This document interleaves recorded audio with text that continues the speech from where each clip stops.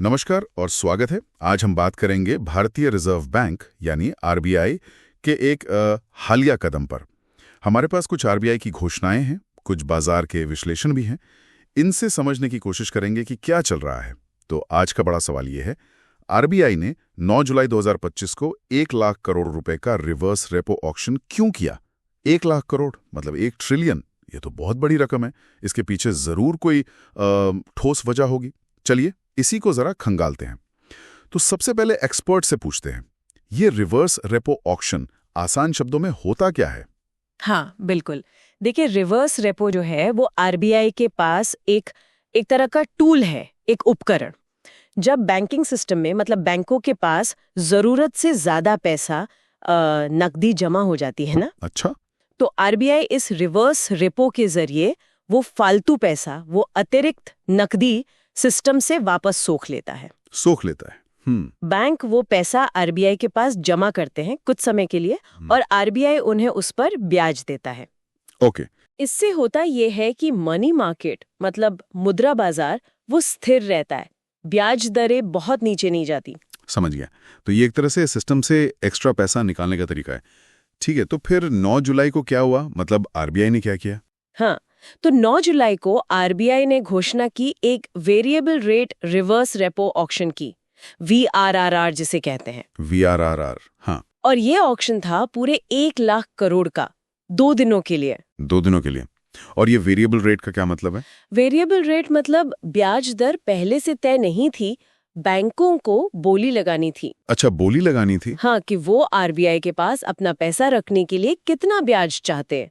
और एक और दिलचस्प बात यह है कि ये वाला ऑक्शन जो हुआ ना, वो ठीक कुछ दिन पहले हुए एक और 1 लाख करोड़ के वीआरआरआर के बाद हुआ। अरे वाह, मतलब बैक टू बैक। हाँ, बिल्कुल। इससे ये साफ है कि आरबीआई इस बढ़ी हुई नकदी को लेकर काफी एक्टिव है आजकल। ये वाकई दिलचस्प है। 2 बार इतने बड़े ऑक्शन। तो फिर सवाल ये उठता है कि भाई ये इतना सारा पैसा, ये अतिरिक्त नकदी सिस्टम में आ कहां से रही है? हाँ, ये अच्छा सवाल है। और आरबीआई को इसे वापस खींचने की इतनी जल्दी क्यों है? देखिए, हाल में ना कई कारण रहे हैं। एक तो सरकारी खर्च बढ़ा है। अच्छा। दूसरा, लोन की मांग मतलब क्रेडिट ऑफटेक थोड़ी सुस्त रही है। और कुछ एडवांस टैक्स रिफंड भी जारी हुए हैं। ओके। तो इन सब का मिला जुला असर ये हुआ कि बैंकों के पास ढेर सारा पैसा जमा हो गया, जिसे हम कहते हैं लिक्विडिटी सरप्लस। हाँ। अब दिक्कत ये है कि जब इतना ज्यादा पैसा सिस्टम में होता है तो वो छोटी अवधि के ब्याज दरों को नीचे धकेलता है।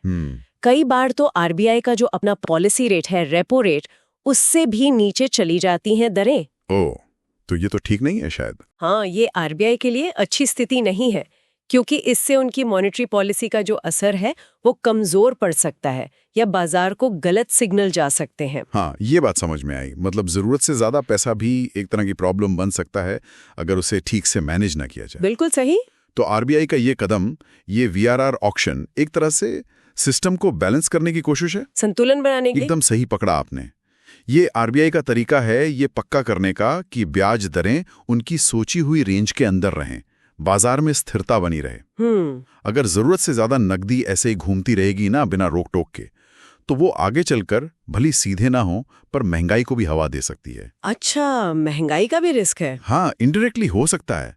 तो इस एक्स्ट्रा पैसे को सोख कर आरबीआई एक तरह से स्टीयरिंग व्हील पर अपना कंट्रोल बनाए रखता है।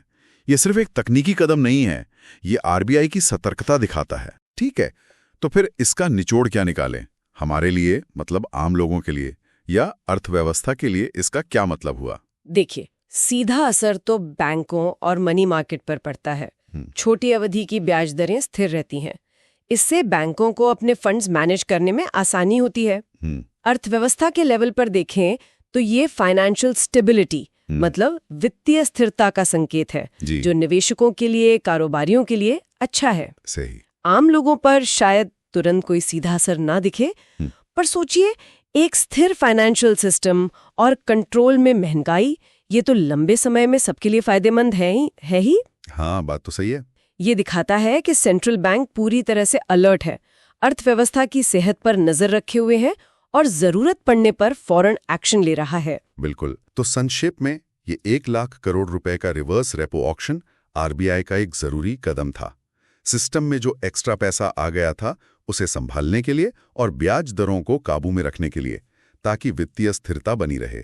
हाँ, एकदम। और ये दिखाता है कि आरबीआई प्रोएक्टिव है, इंतजार नहीं कर रहा है। बिल्कुल। और ये हमें एक सोचने वाले पॉइंट पे भी लाता है। अच्छा, क्या? हमने देखा कि पिछले कुछ समय से सिस्टम में ये नकदी की अधिकता, ये सरप्लस लिक्विडिटी लगातार बनी हुई है। हाँ, ये बात तो है। तो सवाल ये उठता है कि अगर ये स्थिति आगे भी ऐसी ही बनी रहती है तो क्या आरबीआई को तरलता को मैनेज करने के लिए इसी तरह के वीआरआर ऑक्शन बार बार करने पड़ेंगे, या फिर हमें कुछ नए या अलग तरह के उपाय भी देखने को मिल सकते हैं? ये वाकई सोचने वाली बात है। भविष्य में आरबीआई और क्या कदम उठा सकता है? हाँ, इस पर नजर रखना दिलचस्प होगा। बिल्कुल। तो इसी विचार के साथ आज के लिए यहीं रोकते हैं। अगली बार फिर मिलेंगे एक नए विषय के साथ। तब तक के लिए अलविदा।